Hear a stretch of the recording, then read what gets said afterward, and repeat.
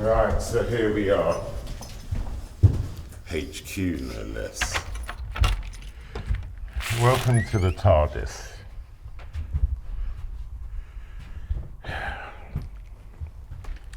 So this is where most of the magic is kept. There is some kind of organization with this chaos, as you see.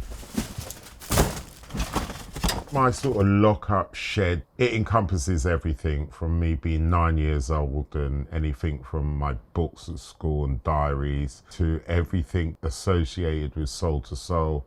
Photographs, recordings, tapes, masters, demos, literally every format. And way back in the corner, I've got a lot of old recording equipment, which helped us to create the sound that has come to be known as Soul to Soul.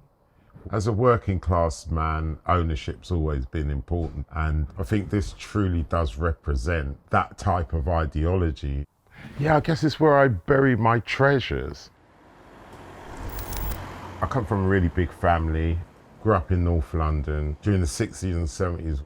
Both my parents, working class, both from the Caribbean, Antigua and Barbuda, came over after the Second World War, the Windrush generation, as it were. These are the seniors that inspired me. The idea of perseverance, the misunderstanding, the working harder than everybody else, seeing all the things that, they'd gone through and knowing, how to navigate certain issues. And most importantly, giving yourself an opportunity. I have a few little artifacts from my early days. Yeah, I kept everything in. What's here? Minutes of Lower School Council.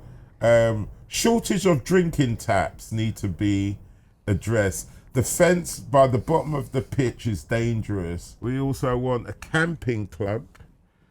God, I sound like the leader of the union, don't I? Oh, God. And we want a drumming teacher.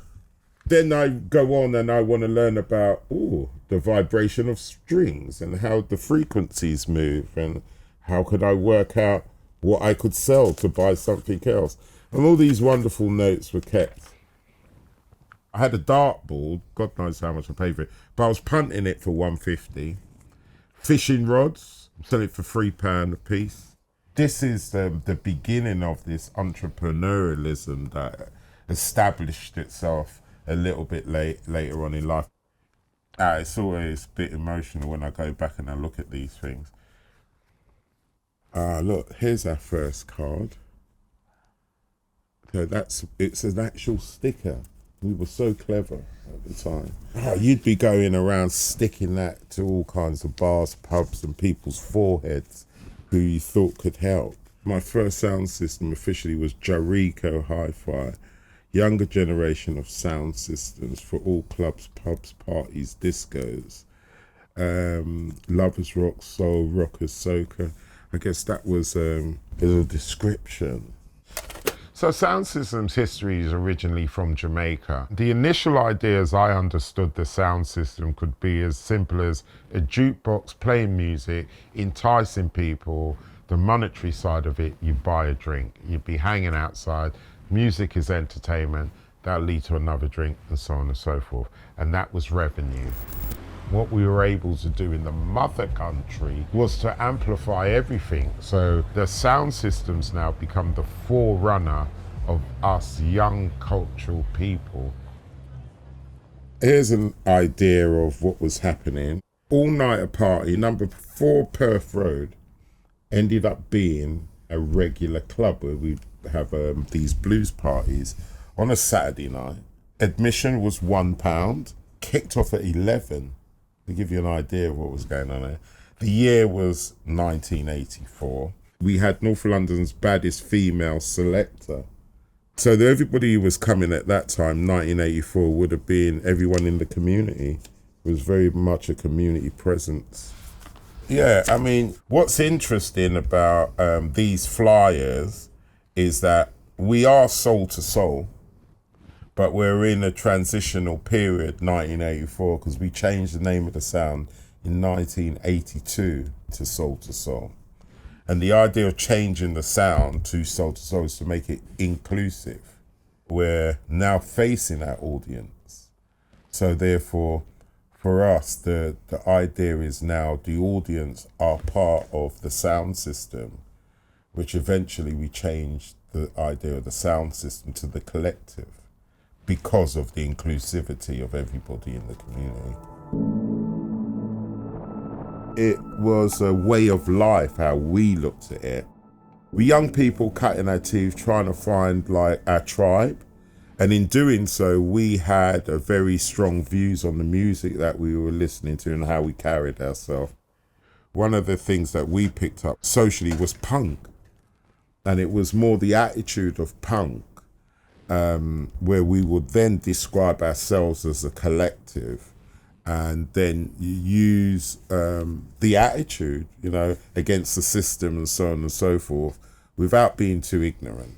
It was slightly against the grain of the generation before, and it would be totally against the grain of where your parents were at.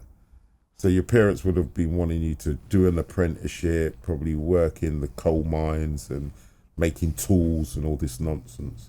Where this particular generation, post the 80s, were much more into this, what now I understand is called entrepreneurialism.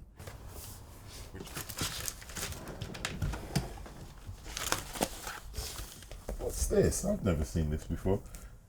Curriculum vitae. Oh my God, my life is here. Shit, this is quite serious. I didn't even know this existed. That is my date of birth. History of employment. That's deep. From 79 to 81, the Royal National Institute of the Blind in Goswell Road. Her position held tape assistant. Did an 8-week recording course. Position held dubbing engineer. Telex high-speed copier. Come on. Back of the net. Then from 81 to 82, I'm over at Nova Studios, and I guess that was really where the real position happened. I'd worked in studios most of my teenage life, everything from making cups of teas to actually running sessions. So my relationship with the industry was really quite connected. They had this black tea boy who'd do anything, literally. Because I made so many cups of teas and we were in and out of those meetings. I heard everything. Lawyer meetings. And if you could absorb and understand it, I made it all empowering. I was entrusted with the keys to the place. My notes would have made the difference of the recorded being recalled and so on and so forth. The security aspects. They don't even know the perks. Every dub I cut, it would have been cut in there to this level, do you know what I mean? Bringing in people very late at night, cutting things, mastering things, learning my trade and being able to apply that. And, where'd you work? I work in a studio. Anyway, this is the beginnings of the future. Now, we were very much into comics and that. And a school friend by the name of Derek Yates produces a comic about our life and the future. This is what happens when you used to smoke good marijuana. So we're pleasure givers from the planet Ard, spelled A-R-D. We've been sent to Earth to fight against rap attackers backers, which is all the bad-minded people who are in these wonderful places that people express themselves. So we as Funky Drez have a duty to come down to Earth and beat out rap attackers backers. And our tools are the angelic instrumental sounds of what we create. And that went on to become Soul to Soul. And the Funky Drez, the ideology of it all is a happy face, a thumping bass for a loving race. The way that you would look at us as individuals and be able to identify us is because of the way we looked, and we were that flamboyant during that period of time. And we saw ourselves as aliens with a passport, and we get about. All of the parties and the gatherings could only have taken place in what we describe as a derelict environment, and that derelict environment actually helped to establish the vibe of the event that you were doing. You know, just dilapidated buildings and stuff like that, which we were able to turn into our own world when we were getting warehouses, not only access, but the volume of people that we will be able to entertain. And loads of money. Some old canned film footage. Soul Tokyo, 1990. Here would be a typical banner that will be used to cover up a space or to enhance a space. Danny X did this particular banner. These are huge, massive banners. We would have created a space that allowed you to feel safe in it, reflect the vibrations and the energy that we were looking to bring. Still sticking. But yeah, all these type of banners were done on dust sheets, and that's probably, this will be behind the system. This particular banner would go.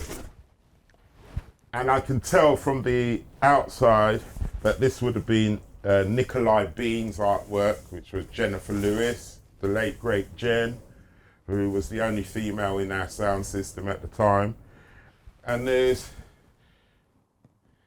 6 other bags worth of them. Oh, beyond, amazing. The notes I'm getting from here are sativa mixed with special brew, Tenants, and the good old Ribena. When Dade and I had come up with the idea of Soul to Soul and making it work, one of the main things was that we had to monetize it. It couldn't be a hobby. It couldn't just work on the weekends. Part and parcel of the journey of getting in business was when the government was handing out money for you to become an independent business. The enterprise allowance scheme, that would have been dreamt up by the Conservative and government, and you had to basically match their money, and then you become a limited company and you could start trading or trading as. When this opportunity came up, we were able to take full advantage of it. The idea of the shops actually started in the market stalls. It allowed us to make enough money to fund the sound system. We had all the skills of printing and everything. We were blessed enough to, have an eye, as it were, a good eye. And that would start us off making T-shirts, which ended up looking like this is part of our merchandise and T-shirts, which went on to making tracksuits and clothes, which went on to the infamous Soul to Soul label. So this almost became a tribal piece of wear that people were able to identify with who they followed. Now, we didn't see it like that because we saw it as our crest and fashion, not merchandise. So we were constantly toying with this idea. Most importantly, it was bringing in revenue. I think it got serious in the mid-80s, probably during a summer period after a big warehouse party, because someone copied it. Ka-ching, job done. In our own little bedroom, in our own little world this is nothing to do with mainstream getting record deals or anything. No. We went to a different part of London and someone's copying our shirts. Like, shut up, it's done, innit? So from there, we just go hell for leather. I started to press our own bootlegs, we manufactured our own clothes. It became a whole cottage industry. Now, this particular hat actually was the shop's hat. And it was a hat we had made to put in our store to signify we sold hats. And there we are 30 years later and I wear a hat nearly every day. I think probably the most interesting thing about Soul to Soul is because we did help to change the course and the direction of the music. And I think it coming out of Britain is very significant. So these are cross-section of press cuttings from back in the day. Q magazine, which is unusual. Number one, never heard of it. Smash Hits, just about. And then I went to America and they actually got it. English entrepreneur. Yeah, I guess this is another reason why I hold all the archives. I like all this nostalgia. It just makes you really see, you know, what happened. I mean, you know, we're in a lineup here. I don't know what paper this is, but I'm lined up and recognised along with Karen as one of the, you know, role models of growing black pride. So I feel really quite proud about being in these positions.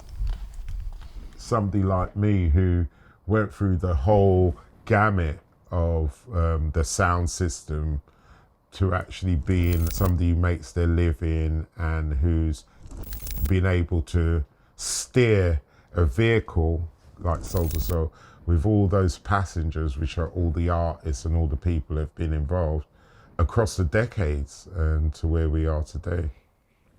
We are the children of the Windrush generation, not just with myself. It lies in all of us, and it will take a collective effort, particularly from the people in the arts, for us to recognise. I feel so proud to have done what I've been able to do by holding on to these artefacts that may show people in the future, this is the way I did it, and if I can do it, you can do it.